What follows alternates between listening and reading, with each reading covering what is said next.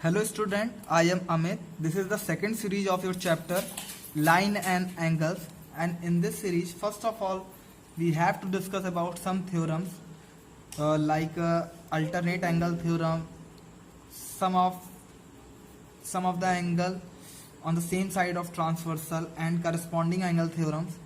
After that we will solve exercise 6.2. Okay, so let's start it. First of all we have to discuss about concept of parallel line and transversal. तो देखते हैं parallel line और transversal का क्या concept है। तो line which intersect two or more lines at distinct point is called transversal.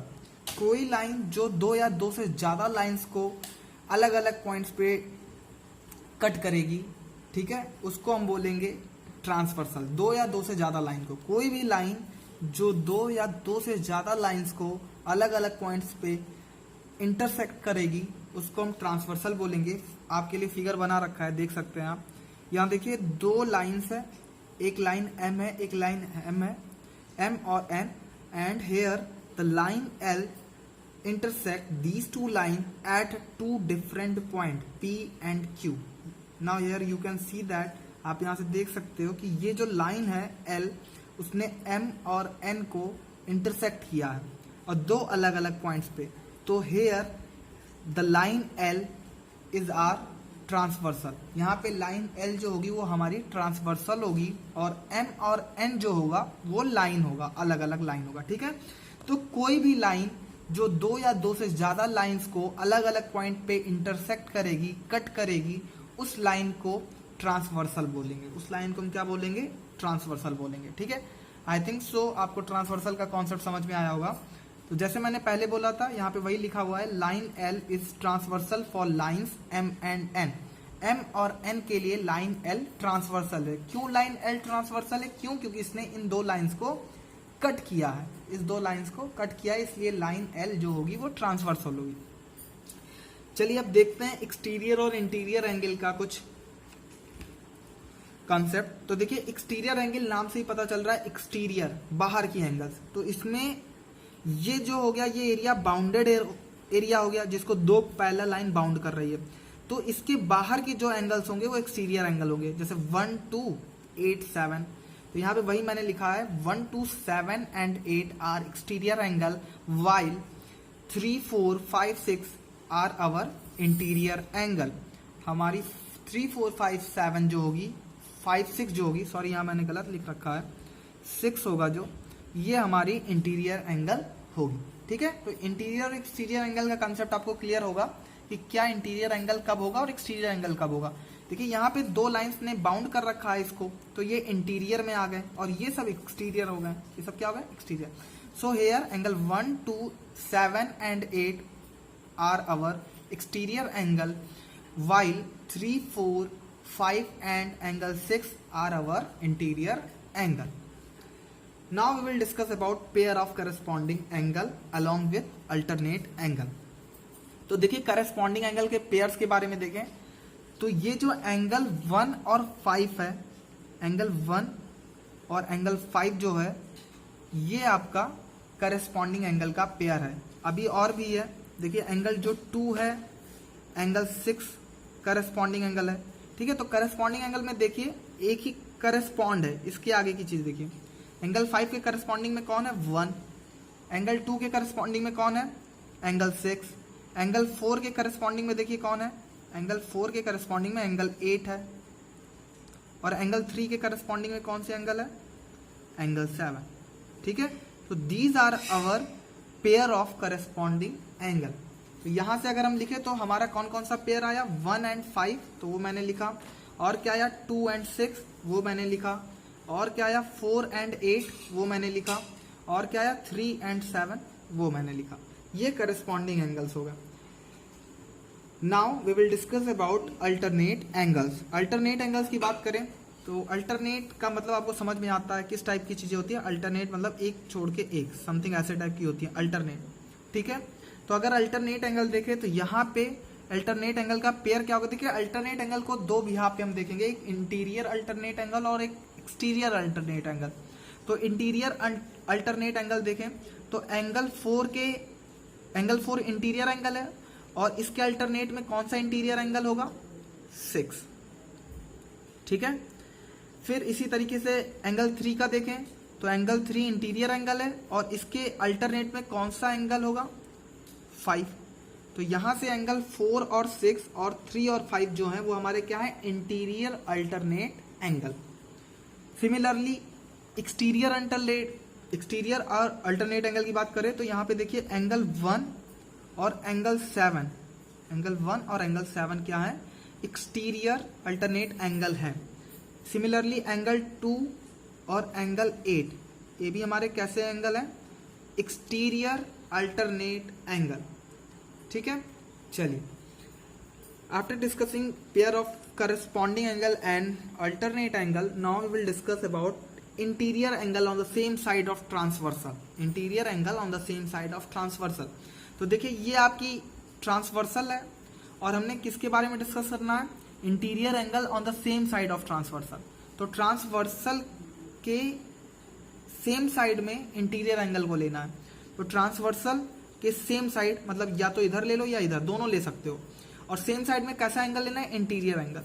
तो interior angle on the same side of transversal क्या हो जाएगा, देखिए 4 हो जाएगा और 5 हो जाएगा, ये क्या हो जाएंगे। So here 4 and 5 is the interior angle on the same side of transversal along with angle 3 and 6।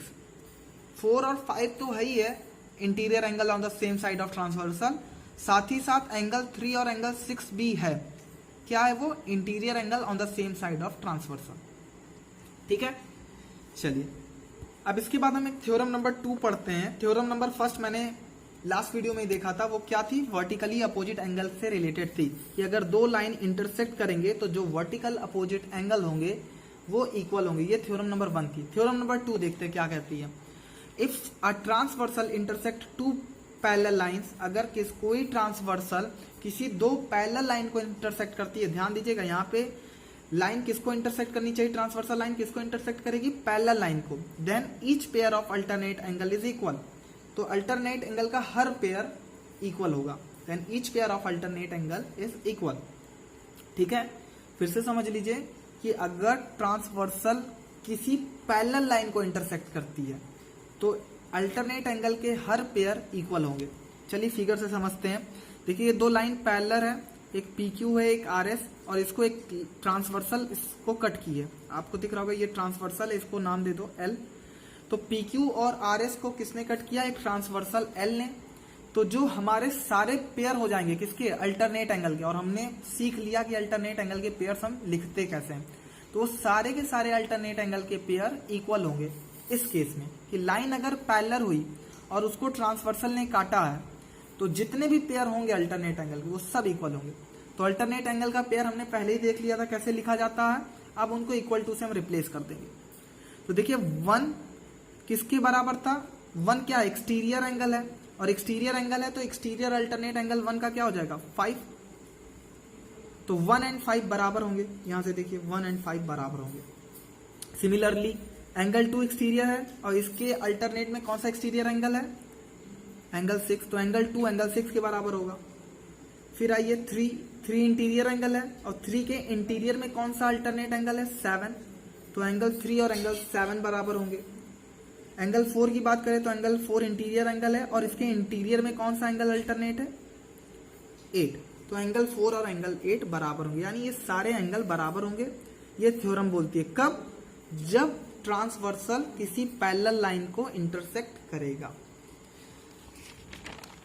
देखिए एक चीज और है, ये नोट करके, converse of theorem 2 is also possible. Converse of theorem 2 is also possible का ये मतलब हुआ कि अगर पेयर ऑफ अल्टरनेट एंगल बराबर होंगे, ध्यान से समझिएगा, अगर पेयर ऑफ अल्टरनेट एंगल बराबर है तो इसका मतलब लाइंस पैरेलल होगी। कन्वर्स का मतलब उल्टा होता है, और थ्योरम 2 की बात कर रहे हैं तो थ्योरम 2 का उल्टा क्या होगा, उल्टा यही होगा कि अगर pair of alternate angle equal है तो लाइन मस्ट बी पैरेलल, तो लाइन जरूर पैरेलल होगी। ठीक है, थ्योरम 3 समझते हैं। If a transversal intersect 2 parallel line then each pair of corresponding angle is equal. अगर ट्रांसवर्सल 2 पैरेलल लाइन को इंटरसेक्ट करेगी तो अल्टरनेट एंगल के पेयर तो इक्वल होते ही होते थे, साथ ही साथ करस्पॉन्डिंग एंगल्स के भी पेयर बराबर होंगे, करस्पॉन्डिंग एंगल्स के भी पेयर बराबर होंगे। इसको भी समझते हैं फिगर के थ्रू। देखिए दो पैरेलल लाइन हो गई, इसको एक ट्रांसवर्सल कट कर रही है, तो जो करस्पॉन्डिंग एंगल के पेयर्स होंगे वो बराबर होंगे। ठीक है, करस्पॉन्डिंग एंगल आपने पहले ही सीख लिया कि कैसे निकालते हैं। देखिए फिर से एक बार बता देते हैं। 1 और 5 करस्पॉन्डिंग एंगल है तो ये बराबर होंगे।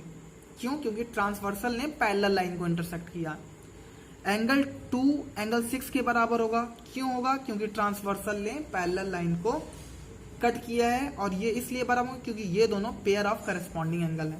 ठीक है, सिमिलरली एंगल 3 एंगल 7 के बराबर होगा, क्योंकि ये भी पेयर ऑफ करस्पॉन्डिंग एंगल है और ये बराबर होंगे क्योंकि ट्रांसवर्सल ने पैरेलल लाइन को इंटरसेक्ट किया है। एंगल जो 4 होगा वो एंगल 8 के बराबर होगा, क्योंकि ये भी पेयर ऑफ करस्पॉन्डिंग एंगल है, और ये भी बराबर होंगे क्योंकि ट्रांसवर्सल ने पैरेलल लाइन को इंटरसेक्ट किया है। तो ये थ्योरम थी, थ्योरम नंबर 3। इसका भी सेम केस बनता है। Converse of theorem 3 is also possible, means कि अगर पेयर ऑफ करस्पॉन्डिंग एंगल बराबर होंगे, if pair of corresponding angle will be equal then line must be parallel. तो लाइन पैरेलल होगी जरूर। ठीक है, दोनों केस अप्लाई होता है, अल्टरनेट के लिए भी अप्लाई होता है और करस्पॉन्डिंग के लिए भी अप्लाई होता है। थ्योरम नंबर 5 देखते हैं हम। If the transversal intersect two parallel lines such that a pair of interior angle on the same side of transversal is supplementary। ठीक है, अगर ट्रांसवर्सल किसी दो पैरेलल लाइंस को इंटरसेक्ट करती है तो pair of interior angle on the same side of transversal, जिसको हम को इंटीरियर एंगल भी बोलते थे, अभी हमने पढ़ा था, वो सप्लीमेंट्री होंगे। ठीक है, समझिए, मतलब ये दो पैरेलल लाइन हो गई, एक ट्रांसवर्सल पीएस ने इसको इंटरसेक्ट किया, तो angle on the same side of transversal will be supplementary, supplementary होंगे। तो angle on the same side of transversal मतलब this angle and this angle, इनका सम 180 होगा, इनका और इनका सम, दिस एंगल का सम 180 होगा, या फिर हम कह लें इसका और इसका सम 180 होगा, या तो इसका सम 180 होगा या इसका सम, दोनों का सम 180 होगा, कहने का मतलब है। ठीक है, तो यहां से अगर हम देखें फिगर के थ्रू तो क्या लिख सकते हैं? देखिए BQR प्लस QRD 180 होगा। ठीक, थ्योरम यही बोलती है कि if transversal intersect two parallel line then each pair of interior angle on the same side of transversal is supplementary. तो जो सारे पेयर होंगे इंटीरियर एंगल के on the same side of transversal वो सप्लीमेंट्री मतलब 180 होंगे। ठीक है, अब इधर वाले पेयर्स को लिख लिया। अब इधर वाले पेयर्स की बात करें तो ये वाला पेयर मतलब AQR plus QRC, AQR plus QRC 180 होगा, ये भी थ्योरम बोलती है। ठीक है, तो थ्योरम नंबर 5 ये थी। थ्योरम नंबर 6 देखते हैं। Lines which are parallel to the same line are parallel to each other. ठीक है, ये देखिए क्या कहती है, अगर लाइन किसी दूसरी लाइन के पैरेलल है, सपोज मान लीजिए यहाँ पे लाइन L है और लाइन N है, लाइन जो L है वो M के पैरेलल में है और जो लाइन N है वो M के पैरेलल में है, ये गिवन है। तो इसका ये मतलब होगा कि लाइन L और N आपस में पैरेलल में होंगी, लाइन L और N आपस में पैरेलल में होगी। ठीक है, ये गिवन है कि L वाली जो लाइन है वो M के पैरेलल में है, ये आपको गिवन है, और जो N वाली लाइन है वो M के पैरेलल में है। तो इसका मतलब ये हुआ कि N और L आपस में पैरेलल होंगी। ठीक है, तो L पैरेलल टू M गिवन, M पैरेलल टू N गिवन, this implies that L parallel to N। ये थ्योरम नंबर 6 थी। ठीक है, चलिए, after discussing all the theorems and some important points regarding this chapter, now we will discuss about exercise 6.2. So here we have a first question of exercise 6.2. Look at here. Question number 1. In figure, find value of x and y, then show that AB parallel to CD.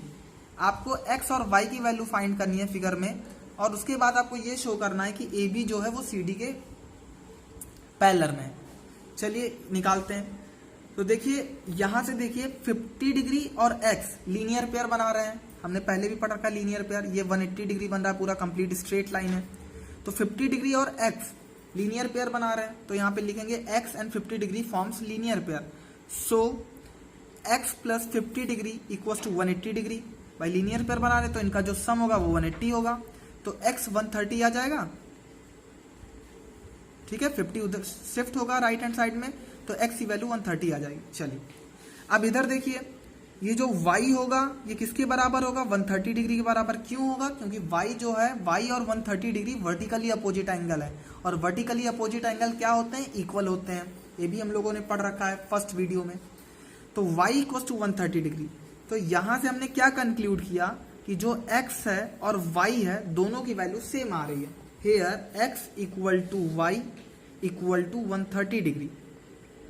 ठीक है, अब देखिए theorem number जो हमने third पढ़ी थी, second पढ़ी थी, कि अगर उसका जो कन्वर्स पढ़ा था कि अगर अल्टरनेट एंगल्स इक्वल हैं, पेयर ऑफ अल्टरनेट एंगल या अल्टरनेट एंगल इक्वल है, तो लाइंस क्या हो जाएंगी, पैरेलल हो जाएंगी। तो यहाँ पे देखिए ये दोनों अल्टरनेट एंगल है, देखिए x और y अल्टरनेट है, और ये दोनों क्या है, बराबर है। ये दोनों क्या हो गए, बराबर हो गए। तो अगर अल्टरनेट एंगल्स बराबर हो जाते तो लाइंस क्या हो जाती है, पैरेलल। ये हमने थ्योरम में पढ़ा था, कन्वर्स ऑफ थ्योरम सेकंड में। व्हेन, तो यहाँ पे आप लिखेंगे when pair of alternate angles are equal then line must be parallel. ठीक है, so A B parallel to C D. ये क्वेश्चन आपका हो जाएगा ऐसे। ठीक है, सिंपल सा क्वेश्चन था। क्वेश्चन नंबर 2 देखते हैं। In figure if A B parallel to C D and C D parallel to E F and y ratio z equal to 3:7 find x। Figure में देखिए जो AB है वो CD के पैरेलल में है, और जो CD है वो EF के पैरेलल में है। जो CD है वो EF के पैरेलल में है। तो आपसे कह और बोला है आपसे कि y और z का जो रेशियो है वो 3:7 है। y और z का जो रेशियो है वो 3:7 है। आपसे कह रहा है x की वैल्यू बताइए कि what is the value of x। तो यहां से जरा देखिए, यहां से अगर हम देखें, इसको करने के कई सारे अप्रोच हैं, आप कैसे करो वो मैटर नहीं करता, आप कैसे भी कर सकते हो। ठीक है, देखिए ये एंगल अगर y है तो ये एंगल भी y होगा, होगा ना। क्यों, क्योंकि वर्टिकली अपोजिट एंगल है। कैसा एंगल है ये अगर y है तो ये भी y होगा। क्यों, क्योंकि ये दोनों वर्टिकली अपोजिट एंगल है, और वर्टिकली अपोजिट एंगल इक्वल होते हैं। ठीक है, तो ये एंगल और ये एंगल बराबर होगा, तो वही मैंने लिखा है कि जो आपका DNO है, DNO will be equal to MNC। DNO जो होगा वो MNC के बराबर होगा, और वो y के बराबर होगा, वर्टिकली अपोजिट एंगल। अब इन दोनों को देखिए, y और z को, y और z कैसे एंगल है, ये को इंटीरियर एंगल है, क्योंकि ये ट्रांसवर्सल लाइन है और ये दो पैरेलल लाइन है। तो पैरेलल लाइन को ट्रांसवर्सल लाइन ने इंटरसेक्ट किया है, पैरेलल लाइंस को ट्रांसवर्सल ने इंटरसेक्ट किया है, तो ये दोनों को इंटीरियर एंगल हो जाएंगे, मतलब angle on the same side of transversal. और आपने थ्योरम में पढ़ा था angle on the same side of transversal is supplementary होता है। तो यहां से देखिए y प्लस जेड की वैल्यू कितनी हो जाएगी, 180 डिग्री। y प्लस जेड की वैल्यू हो जाएगी 180 डिग्री, मतलब DNO plus NOF equal to 180 degree. ये थ्योरम भी हमने पढ़ी है, थ्योरम से आया ये। ठीक है, अब यहाँ पे y, DNO की जगह y है और NOF की जगह z है, पुट कर दीजिए वैल्यू, ये 180 हो गई। y और z का रेशियो 3:7 है, तो हम y को 3a लिख सकते हैं और z को 7a लिख सकते हैं। भाई रेशियो के फॉर्मेट में होता है, तो हम एंगल को कैसे डिफाइन करते हैं, कोई एक कांस्टेंट लगा देते हैं। तो हम y को 3a लिख लेते हैं और z को 7a लिख लेते हैं, दोनों का रेशियो गिवन है, तो हम इनको 3a और 7a लिख लेते हैं। x इस जनरली हम x लेते हैं, 3x और 7x, लेकिन यहाँ ऑलरेडी x है, ये कंफ्यूज कर देगा फिर आपको। ठीक है, इसलिए आप इसको a लेके चलो। तो 3a प्लस 7a का सम 180 के बराबर हो जाएगा। 10a equal to 180, a equal to 18 degree. a की वैल्यू आ गई आपकी, a की वैल्यू 18 आ गई। ठीक है, x and z are alternate interior angle. जो x है, अब यहां से देखिए, अभी हमने पढ़ा था कि अगर एक लाइन दूसरी लाइन के पैरेलल में है और दूसरी लाइन किसी तीसरी लाइन के पैरेलल में है, अभी लास्ट में जो थ्योरम पढ़ी थी कि अगर एक लाइन किसी दूसरी लाइन के पैरेलल में है और दूसरी लाइन किसी तीसरी लाइन के पैरेलल में है, तो ये दो लाइन आपस में पैरेलल हो जाएंगी। यही थ्योरम, अभी लास्ट थ्योरम हमने यही पढ़ा था, थ्योरम नंबर 6। ठीक है, तो अब ये दोनों लाइन पैरेलल हो गई। अब आपको एंगल z निकालना होगा। एंगल z आप जानते हो कितना होगा, एंगल z 7a है और a की वैल्यू आपको मिल गई है। कितनी है वो 18, तो 18 इंटू 7 कितना हो जाएगा 126 डिग्री। और यहाँ से देखिए अगर ये लाइन पैरेलल है तो जो x है और जो z है ये अल्टरनेट इंटीरियर एंगल हो जाएंगे। और आपको पता है जब लाइंस पैरेलल होती हैं और कोई ट्रांसवर्सल पैरेलल लाइन को कट करेगा तो अल्टरनेट एंगल्स इक्वल हो जाएंगे, मतलब angle x will be equal to angle z, और एंगल z हमने पहले ही निकाल रखा है।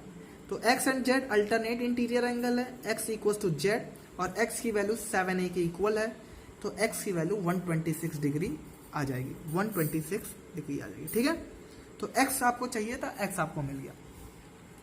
क्वेश्चन नंबर 3 देखते हैं। In figure if A B parallel to C D, एक फिगर है जिसमें ए बी सी डी के पैरेलल में दिख रहा होगा आपको, and E F perpendicular to C D, E F जो है वो सी डी के परपेंडिकुलर है, ए बी आपको दिख रहा होगा, जो ई एफ है वो सी डी के परपेंडिकुलर है, 90 डिग्री है। ठीक है, 90 इधर होगा तो 90 इधर भी होगा, ठीक है, तभी 180 बनता है। ये पूरी 180 होगी तो अगर ये 90 होगा तो ये भी तो 90 होगा। एंड जी ई डी 126 है, देखिए जी ई डी ये 126 है, ये पूरा एंगल 126 है, जी डी 126 है। आपसे पूछा है ए जी निकालो, आप ए जी ई मतलब ये एंगल आपसे पूछा है, ए जी निकालने के लिए बोला है कि ए जी निकालो।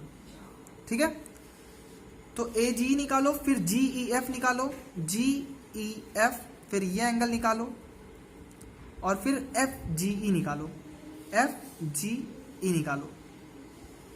ठीक है, ये एंगल निकालिए, फिर आप ये एंगल निकालिए। चलिए देखते हैं कैसे करते हैं इस क्वेश्चन। तो आपको ये 90 गिवन है, ये 90 है, तो ये 90 हो जाएगा, यानी डी ई एफ 90 हो जाएगा। और ये एंगल आपको 126 गिवन है, ए जी डी 126 गिवन है। तो आप यहाँ से देख सकते हैं कि जो ए जी डी है, सॉरी ए जी डी कह रहा हूँ मैं, जी ई डी है वो किससे कंपोज है, दो एंगल से। जी ई डी देखिए दो एंगल से कंपोज है, एक जी ई एफ और एक एफ ई डी। तो यहाँ पे वही मैंने लिखा है G D, D E F और प्लस एफ ई जी, एफ ई जी। अब डी ई एफ 90 है, यहाँ 90 पुट कर दीजिए, एफ ई जी की वैल्यू आपको मिल जाएगी। एफ ई जी बोल रहे हैं या जी ई एफ बोल रहे हैं, दोनों चीज एक ही है। तो ये वैल्यू मिलेगी कैसे, ये इधर शिफ्ट होगा 36 आ जाएगा, तो एफ ई जी की वैल्यू 36 आ जाएगी, या बोल रहे हैं जी ई एफ की वैल्यू 36 आ जाएगी। तो एक एंगल मिल गया जी ई एफ। अब ए जी ई निकालते हैं, तो देखिए ए जी ई क्या होगा, तो देखिए ए जी क्या होगा, ए जी हम लास्ट में निकालते हैं। अब हम पहले जी ई एफ निकालते हैं, एफ जी ई निकालते हैं, एफ जी ई। अगर एफ जी ई निकालेंगे तो कैसे निकलेगी, देखिए अब आपको पता सम का फॉर्मूला।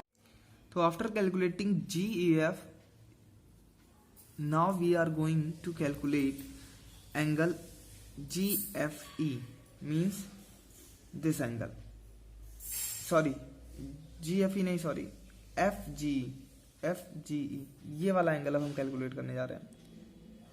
ये वाला एंगल कैलकुलेट करेंगे और ये एंगल हमको मिल गया है 36 डिग्री। ठीक है, तो देखिए जरा इस ट्रायंगल को देखिए, तो इस ट्रायंगल में हम एंगल सम प्रॉपर्टी लगा सकते हैं। देखिए ये हमको गिवन है, ये 90 है, ये एंगल मिल जाएगा। तो in triangle G F E angle sum property से क्या हो जाएंगे, सारे एंगल का सम जो हो जाएगा वो 180 हो जाएगा। तो angle F G E plus G E F plus E F G will be equal to 180 degree. ठीक है, अब देखिए आपको एफ जी ई निकालना है, तो एफ जी हम ऐसे छोड़ देते हैं। जी ई एफ हमको मिल चुका है, जी ई एफ 36 डिग्री है, कितना है 36 डिग्री, और ई एफ जी 90 डिग्री है। तो दोनों को आप ऐड करोगे यू विल गेट 126 डिग्री, और जब आप इधर ले जाओगे राइट हैंड साइड में माइनस करोगे तो you will get F G E 54 degree. ठीक है, तो इस तरीके से आपका एफ जी ई आ गया। अब हमको लास्ट एंगल निकालना है अपना ए जी ई एंगल। ए जी ई एंगल, देखिए ए जी ई एंगल कौन सा होगा, दिस वन। ठीक है, तो अगर हम यहां से देखें तो ये दो लाइन पैरेलल है, दिख रहा होगा आपको, और ये ट्रांसवर्सल है, ये क्या है ट्रांसवर्सल। तो ये जो एंगल होगा और ये जो एंगल होगा कंप्लीट एंगल, ये इक्वल होगा, क्यों? क्योंकि ये अल्टरनेट एंगल का पेयर है। और अल्टरनेट एंगल इक्वल होते हैं कब? जब लाइंस पैरेलल होती है और उनको कोई ट्रांसवर्सल कट करती है। तो हम डायरेक्ट यहाँ से लिख सकते हैं कि since A B parallel to C D and G E is transversal, so pair of alternate angle will be equal. जो पेयर होगा अल्टरनेट एंगल का वो इक्वल होगा, means A G E will be equal to G E D, G E D. Okay, so A G E will be equal to G E D will be equal to 126। ठीक है, तो यहां से हमको ए जी की value मिल गई। तो हमारे पास जो तीनों चीज उसने बोला था कैलकुलेट करने के लिए, मतलब angle A G E F जो उसने बोला था वो हमने निकाल लिया 36 डिग्री। फिर उसके बाद हमने एफ जी ई निकाल लिया, वो आ गया हमारा 54 डिग्री। और फिर लास्ट में हमने ए जी निकाल लिया 126 डिग्री। ठीक है, चलते हैं नेक्स्ट क्वेश्चन पे। क्वेश्चन नंबर 4 देखिए, इन figure if P Q and S T parallel, P Q और एस टी पैरेलल में है, ये फिगर है आपके पास, कंप्लीट फिगर ऐसा है। And R S T equals to 130 degree, R S T जो है 130 है और पी क्यू आर आपको 110 गिवन है। आपसे कह रहा है फाइंड क्यू आर एस, आपसे ये एंगल पूछा कि क्यू आर एस की वैल्यू बताइए। ठीक है, तो देखिए अगर हम क्यू आर एस की वैल्यू निकालें तो कैसे निकलेगी क्यू आर एस की वैल्यू? बहुत सिंपल है। अगर हम पहले तो एक लाइन ड्रॉ करेंगे, कंस्ट्रक्शन करेंगे कि एक लाइन ड्रॉ कर रहे हैं जो इस लाइन के पैरेलल है और साथ ही साथ इस लाइन के भी पैरेलल है और जो आर से होती हुई गई है। तो हमने पहले एक कंस्ट्रक्शन किया है, तो यहाँ लिखेंगे हम कंस्ट्रक्शन के स्टेप को कि draw line M N parallel to S R, parallel to S T, sorry S T and P Q, parallel to S T and P Q through R, R से होती हुई एक लाइन मैंने draw की है जो पैरेलल है किसके? पी क्यू के और एस टी के। ठीक है, देखिए इससे हम क्या आउटकम निकालेंगे। इससे यह आउटकम आएगा कि जब लाइंस पैरेलल होती है, ये दो लाइन पैरेलल हो गई, ये ट्रांसवर्सल हो गया, तो जो को इंटीरियर एंगल का सम होता है, को इंटीरियर एंगल मतलब interior angle on the same side of transversal, उनका जो सम होगा वो 180 डिग्री या सप्लीमेंट्री होता है। तो हम उसी अप्रोच को यूज करेंगे, उसी कंसेप्ट को यहाँ पे यूज करेंगे। ठीक है, तो देखिए यहाँ पे पी क्यू आर जो होगा हमारा, वो क्यू आर एम के, क्यू आर एम उनका जो सम होगा, पी क्यू आर और क्यू आर एम का सम 180 होगा। तो यहाँ पे वही मैंने लिखा है कि P Q R and Q R M R को interior angle, so P Q R और क्यू आर एम का जो सम होगा 180 होगा। आपने थ्योरम में पढ़ा था कि को इंटीरियर एंगल का सम 180 होता है और पी क्यू आर आपको 110 गिवन है, तो आपका क्यू आर एम निकल आया। क्यू आर एम कितना आ गया? 70 डिग्री, ये आपको पता चल गया 70 डिग्री। चलिए सिमिलरली यहाँ पर भी देखिए, ये लाइन और ये लाइन पैरेलल है और ये ट्रांसवर्सल है। ठीक है, तो ये दो एंगल जो है वो को इंटीरियर एंगल हो जाएंगे और आपको पता है को इंटीरियर एंगल का सम 180 होता है। तो वही मैंने लिखा है कि T S R and S R N R को इंटीरियर एंगल, और आपको पता है कि को इंटीरियर एंगल का सम 180 होगा, तो T S R plus S R N will be equal to 180 degree और टी एस आर आपको 130 की मैंने, तो इस हिसाब से ये आपका 50 डिग्री आ जाएगा। ठीक है, तो T S R 130 degree plus S R N will be equal to 130, so S R N will be equal to 50 degree. तो एस आर एन किसके बराबर होगा? 50 डिग्री के बराबर होगा। चलिए आपका ये आ गया। अब आगे का काम आप खुद करोगे। ये 50 पता चल गया आपको, ये 70 पता चल गया आपको। अब आपको ये एंगल निकालना है, ये निकाल नहीं लोगे, देखिए कंप्लीट एंगल लीनियर पेयर हो जाएगा, यानी इनका सम 180 हो जाएगा। अब ये 70, ये 50 डिग्री 120 हो जाएगा और ये 60 डिग्री हो जाएगा। ठीक है, तो आगे का काम आप खुद कर लेना। ठीक है, थोड़ा सा प्रोसेस है, आपको दिखाना होगा कि this angle plus this angle plus this angle forms linear pair, और लीनियर पेयर में आप इन तीनों का सम 180 लिख देना। फिर इन दोनों को राइट हैंड साइड में शिफ्ट करोगे, आपको क्यू आर एस की वैल्यू मिल जाएगी 60 डिग्री। ठीक है, तो आपको क्यू आर एस मिल जाएगा। क्वेश्चन नंबर 5 देखते हैं। In figure A B parallel to C D, a figure है, इसमें ए बी सी डी के पैरेलल है, दिख रहा होगा। ए पी क्यू 50 डिग्री है, ए पी क्यू जो है आपका वो 50 degree, and P R D 127 degree है, पी आर डी जो है वो 127 डिग्री है। Find x and y, x और वाई निकालना है, एक्स और वाई की वैल्यू निकालनी है आपको। तो देखिए एक्स और वाई की वैल्यू हम कैसे निकालेंगे। देखिए ये दो लाइन पैरेलल है ए बी और सी डी, और जो पी क्यू है वो ट्रांसवर्सल है। पी क्यू क्या है, ट्रांसवर्सल लाइन है। तो आपको पता है कि जब लाइंस पैरेलल होती हैं और कोई ट्रांसवर्सल उनको कट करता है तो pair of alternate angle will be equal. तो यहाँ पे हमारे पास दो अल्टरनेट एंगल देखिए ए पी क्यू और पी क्यू आर। तो यहाँ पे वही मैंने लिखा, since A B parallel to C D and P Q is transversal, so A P Q will be equal to P Q R. क्यों, क्योंकि ये अल्टरनेट एंगल्स हैं, और अल्टरनेट एंगल्स बराबर होंगे किस केस में, जब पैरेलल लाइन को कोई ट्रांसवर्सल इंटरसेक्ट करेगी। ठीक है, तो यहां से देखिए ए पी क्यू की जगह 50 डिग्री लिख सकते हैं क्योंकि 50 है भी, और पी क्यू आर की जगह एक्स लिखेंगे, यहाँ पे एक्स गिवन है। तो आपकी एक्स की वैल्यू मिल गई 50 डिग्री। एक्स की वैल्यू कितनी आ गई, 50 डिग्री। सिमिलरली सेम अप्रोच यहाँ पे भी अप्लाई करेंगे। यहाँ पे देखिए A B parallel to C D है, और जो पी आर है वो ट्रांसवर्सल है। जो पी आर है वो क्या है, ट्रांसवर्सल। तो similarly for parallel line A B and C D, P R is transversal. P R जो है आपकी ट्रांसवर्सल है, तो पेयर ऑफ अल्टरनेट एंगल फिर से यहाँ इक्वल होंगे, और यहाँ अल्टरनेट एंगल का पेयर होगा क्या, एक तो ये होगा, एक तो ये होगा। इससे हमको कोई मतलब है नहीं, हम तो इसको यूज करेंगे। तो ये जो आपका कंप्लीट एंगल होगा, ये कंप्लीट एंगल मतलब ये यहाँ से यहाँ तक, मतलब 50 + 5 वाला will be equal to 127 degree, will be equal to 127 degree. तो आप यहाँ पहले लिखोगे A P R will be equal to P R D, angle A P R will be equal to P R D, और A P are कितना हो जाएगा 50 + y, 50 + y, और पी आर डी कितना हो जाएगा 127 डिग्री। पी आर डी कितना हो जाएगा 127 डिग्री, वो आपको गिवन ही है। तो y की वैल्यू आपको मिल जाएगी, 50 इधर शिफ्ट करोगे, you will get y = 77 degree. तो ये बहुत सिंपल सा क्वेश्चन था ये वाला, क्योंकि ये सिंपल सा ट्रांसवर्सल लाइन के कॉन्सेप्ट पे बेस्ड था और अल्टरनेट एंगल का था। ठीक है, तो सिंपल क्वेश्चन था ये वाला। क्वेश्चन नंबर 6 देखते हैं। In figure P Q and R S are two mirror. एक फिगर में पी क्यू और आर एस दो मिरर हैं और दोनों पैरेलल रखे हुए हैं। दिख रहा होगा आपको, पी क्यू और आर एस दो मिरर हैं और दोनों पैरेलल रखे हुए हैं। An incident ray A B strike the mirror P Q at B. एक इंसिडेंट रे ए बी है जो पी क्यू मिरर पे स्ट्राइक करती है एट बी पे, and reflect ray moves along the path B C, और जो reflected ray वो बी सी पाथ पे जाती है। ठीक है, and strike the mirror R S, और ये रिफ्लेक्ट होने के बाद फिर आर एस मिरर से स्ट्राइक करती है एट पॉइंट सी, और फिर यहाँ से फिर से ये रिफ्लेक्ट कर जाती है सी डी पाथ पे। किस पाथ पे, सी डी पाथ पे। तो आपको प्रूफ क्या करना है कि ये जो दो रेस थी, मतलब ये जो पहली वाली इंसिडेंट रे थी और ये जो लास्ट में रिफ्लेक्टेड रे गई है, इनको पैरेलल प्रूफ करना है कि ये दो लाइन पैरेलल होंगी।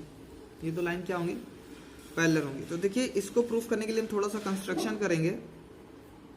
इसको प्रूफ करने के लिए हम थोड़ा कंस्ट्रक्शन ये करेंगे कि हम एक नॉर्मल ड्रॉ करेंगे। इस बी से एक नॉर्मल ड्रॉ करेंगे और एक सी से नॉर्मल ड्रॉ करेंगे। तो मैंने एक नॉर्मल ड्रॉ किया है और एक सी से भी मैंने नॉर्मल ड्रॉ किया, दोनों तरफ से मैंने नॉर्मल ड्रॉ किया है। तो मैंने वही कंस्ट्रक्शन लिखा, draw normal B M and N C on mirror P Q and R S respectively. एक पी क्यू मिरर पे है, एक आर एस मिरर पे, and these two normals are parallel to each other. और ये हमने assumption लिया है, ये एजम्पशन मैंने लिया है कि ये जो दो नॉर्मल्स मैंने ड्रॉ किए हैं पी क्यू और आर एस मिरर पे, ये दोनों एक दूसरे के पैरेलल हैं। ये मैंने अज्यूम करके रखा है। ठीक है, अब देखिए जब मैंने नॉर्मल ड्रॉ कर लिया है तो मैंने इस एंगल को 1 2 3 4 कंसीडर कर लिया है। 1 2 3 4 कंसीडर कर लिया। ठीक है, आपको समझने में आसानी होगी इसलिए मैंने ऐसा किया है। और देखिए अब बाय लॉ ऑफ रिफ्लेक्शन आपने क्लास 8 में पढ़ा होगा कि angle of incident will be equal to angle of reflection रहेगा। यही तो आपने पढ़ा है, मतलब एक्चुअल में होता ही है कि angle of incidence is equal to angle of reflection. तो यहाँ पे देखिए एंगल ऑफ इंसिडेंस क्या होती है, नॉर्मल से एंगल होती है किसकी, रे ऑफ इंसिडेंट की, यानी जो आपकी इंसिडेंट रे होगी उसका एंगल किससे, नॉर्मल से। तो ये एंगल ऑफ इंसिडेंस हो गया और ये एंगल ऑफ रिफ्लेक्शन हो गया। तो angle of incidence angle of reflection बराबर होते हैं, ये लॉ ऑफ रिफ्लेक्शन बोलता है। तो from so by law of reflection we can say that angle 1 will be equal to angle 2। ठीक है, एंगल 1 जो होगा एंगल 2 के बराबर होगा, क्योंकि लॉ ऑफ रिफ्लेक्शन यही बोलता है कि इंसिडेंट रे और रिफ्लेक्टेड रे इक्वल होते हैं, तो हमने उसी चीज को यूज किया है। सिमिलरली सी पॉइंट पे भी मैंने वही किया है।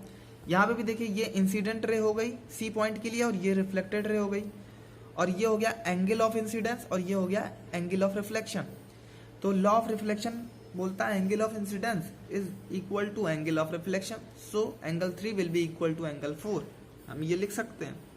तो हमने similarly angle 3 equal to angle 4 लिख लिया। इक्वेशन सेकंड, बाई कंस्ट्रक्शन हमने कंसीडर क्या किया था कि ये जो लाइंस है BM और NC ये पैरेलल हैं एक दूसरे के, और यहाँ से देखिए जब लाइन पैरेलल होती है और कोई ट्रांसवर्सल उसको कट करती है तो करस्पॉन्डिंग एंगल या अल्टरनेट एंगल का जो पेयर होता है वो इक्वल होता है। तो यहाँ से देखिए लाइन जो है ये पैरेलल है और एक ट्रांसवर्सल BC इसको कट कर रही है, ठीक है। तो जो अब यहाँ करस्पॉन्डिंग का हमको कोई मतलब है नहीं, यहाँ अल्टरनेट से हम कुछ कर सकते हैं। तो जो एंगल 2 होगा वो एंगल 3 के बराबर होगा, एंगल 2 एंगल 3 के बराबर होगा। क्यों? क्योंकि लाइंस पैरेलल है और ट्रांसवर्सल ने इसको कट किया है, तो अल्टरनेट एंगल का जो पेयर होगा वो इक्वल होगा। So angle 2 will be equal to angle 3। अब मैंने उसको भी लिख लिया कि एंगल 2 एंगल 3 के अल्टरनेट एंगल है।